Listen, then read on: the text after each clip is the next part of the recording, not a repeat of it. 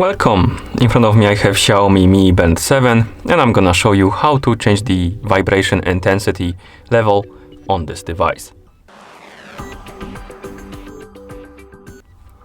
First we need to wake up the screen on our smart band, and we can do it by double tapping on the screen. After you wake up the screen, swipe up from the bottom of the screen to open the menu. Now scroll down through the menu, find the settings icon and tap on it to enter the settings. In settings, scroll down, find the option called Preferences and tap on it.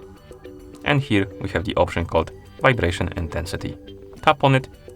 As you can see, we have two levels, Standard and Enhanced.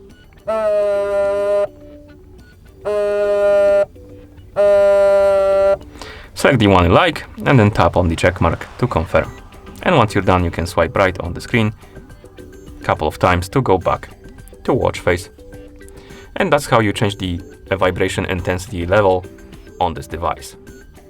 Thank you for watching. If you found this video helpful, please consider subscribing to our channel and leaving the like on the video.